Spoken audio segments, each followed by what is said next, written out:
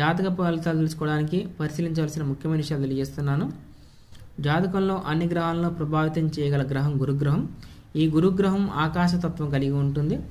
ఈ ఆకాశం నుంచే వాయువు, అగ్ని, జలము, భూమి ఏర్పడడం జరిగింది.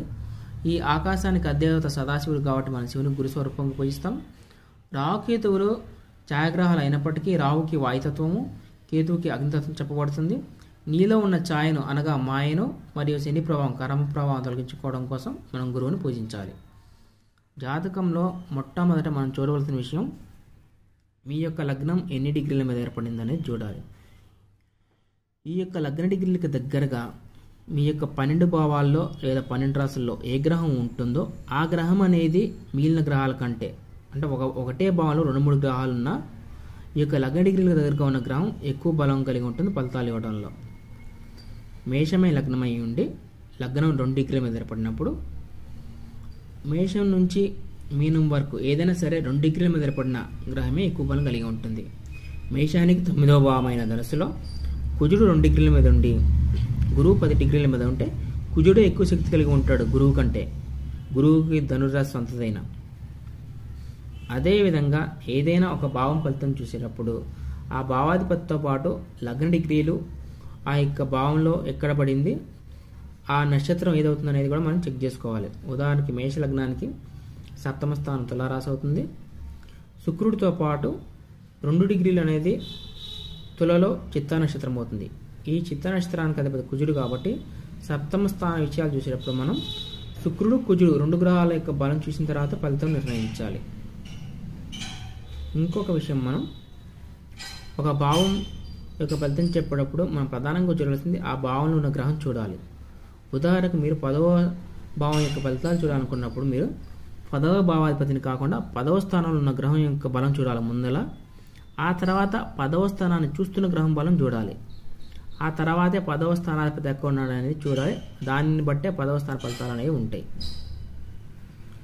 మనం ఎప్పుడైనా సరే కాలచక్రాన్ని విస్మరించకూడదు.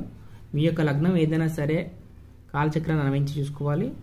ఉదాహరణకు మీరు కర్కాటక లగ్నం అయ్యి ఉంటే కర్కాటక లగ్నం అనేది జలతత్వం కలిగి ఉంటుంది. కానీ లగ్నం అవడం వల్ల కాలచక్రంలో లగ్నం అనేది అగ్నితత్వం కలిగి ఉంటుంది కాబట్టి ఈ కర్కాటకానికి జలతత్వంతో పాటు అగ్నితత్వం కూడా ఆపాదించబడుతుంది. ఈ యొక్క అగ్నితత్వం జలతత్వం ఉపయోగం ఏంటని మీకు సందేహం రావచ్చు. కర్కాటకము లగ్నం అయినప్పుడు శని అనేవాడు చంద్రుడికి శత్రువు కాబట్టి లగ్నంలో కర్కాటకం లగ్నమై శని ఉన్న దానికంటే మకరం లగ్నమై సప్తమంలో శని ఉన్నప్పుడు ఫలితాలు అనేవి కాస్త మెరుగ్గా ఉంటాయి. మనకి భావం బట్టి తత్వాలు అనేవి మారుతూ ఉంటాయి. మనకి గ్రహాలకు తత్వాలు ఉంటాయి కదా, అక్కడ ఈ యొక్క బలం గ్రహం యొక్క బలం నిర్ణయించడంలో ఉపయోగపడుతుంది. అంతేకాకుండా మనం గ్రహం అనేది రాశి భావంతో పాటు అది గ్రహం ఏ నక్షత్రం మీద ఉన్నదనేది ఎంతో ఇంపార్టెంట్. ఉదాహరణకి ధనుర్ లగ్నమే అయింది. ధనుర్ లగ్నానికి 10వ స్థానం కన్య. ఈ కన్యలో బుధుడు స్వస్థానంలో ఉన్నప్పటికీ ఈ బుధుడు ఉన్న నక్షత్రం అనేది మనకి ఎంతో ప్రధానమైంది. ఉదాహరణకి కన్య స్వస్థానమైనప్పటికీ బుధుడు ధనుర్ లగ్నానికి అష్టమాధిపతి అయిన చంద్రుడి నక్షత్రం అంటే హస్త నక్షత్రం మీద ఉన్నప్పుడు బలం తక్కువ ఉంటుంది. అప్పుడు 10వ స్థానంలో ఉన్న బలం కూడా అంత పనికిరాదు. ఉచ్చస్థితిలో ఉన్న బలం కూడా పనిచేయదు. మనం ఈ విధంగా ప్రతి ఒక్క విషయం గమనించుకోవాలి.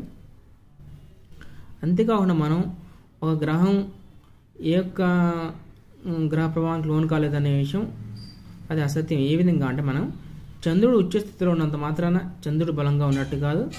ఉదాహరణకి చంద్రుడు వృషభంలో ఉండి చంద్రుడికి చతుర్థంలో అనగా చంద్రుడు మనసు కదా, చంద్రుడికి చతుర్థంలో సింహంలో కుజుడు లేదా శని ఉంటే దానికి చంద్రుడు ఉచ్చస్థితిలో ఉన్న మనస్సు అనేది అంత శాంతిగా ఉండదు. అదేవిధంగా చంద్రుడిని లిక్విడ్ క్యాష్ కారకుడిగా చెప్తాం కదా, ఈ చంద్రుడి నుంచి గురువు 6లో ఉంటాయి అంటే తులలో ఉన్నప్పుడు కూడా ధన సంబంధమైన విషయాల్లో సమస్యలు వస్తుంటాయి. మరియు ఇంకా 12వ భావం అనేది శయ్యాసుఖం కాబట్టి ఈ చంద్రుడికి ఉచ్చస్థితిలో ఉన్న చంద్రుడికి మేషంలో కేతువు ఉంటే 12వ స్థానంలో కేతువు ఉంటే శయ్యాసుఖంలో అసంతృప్తి ఉంటుంది. మనం గ్రహం యొక్క బలం చూసే విధానం ఏంటంటే గురువు అయి ఉండొచ్చు, రవైనా సరే.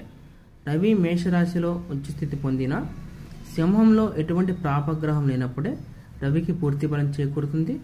అదేవిధంగా గురువు ఉచ్చస్థితి పొందిన కర్కాటకంలో ధనస్సు మీనస్సు ఎటువంటి వ్యతిరేక ప్రభావం కలిగించే గ్రహాలు అయినప్పుడే గురువు పూర్తి బలాన్ని కలిగి ఉంటాడు. ఇదే సూత్రం అనేది అన్ని గ్రహాలకు వర్తిస్తుంది. ఏ గ్రహం ఉచ్చస్థితి పొందిన మిత్ర క్షేత్రంలో ఉన్నా కూడా వాటి సొంత రాశుల్లో ఏ వ్యతిరేక గ్రహాలు ఉంటే ఫలితం అనేది గ్రహాలకి తగ్గుతుంది. మనం సంతానం, వివాహం, ఉద్యోగం ఏదైనా సరే మనం మన యొక్క జాతక చక్రంతో పాటు అనగా వ్యక్తిగత జాతక చక్రంతో పాటు కాలచక్రంలో యొక్క స్థానాన్ని కూడా మనం గమనించాల్సి ఉంటుంది. ఉదాహరణకి మీది వృషభ లగ్నం అయినప్పుడు వృషభ లగ్నానికి 7వ స్థానం వృచ్చికం అవుతుంది. వివాహానికి వృచ్చికంతో పాటు కాలచక్రంలో 7వ స్థానం తుల కాబట్టి తులారాశి ఈ రెండు చూసిన తర్వాత మనం వివాహ విషయం అనేది అనుకూలమా ప్రతికూలమా అనేది చెప్పాలి. అంతేకాకుండా మనం కారకుని గ్రహం గురించి కూడా మనం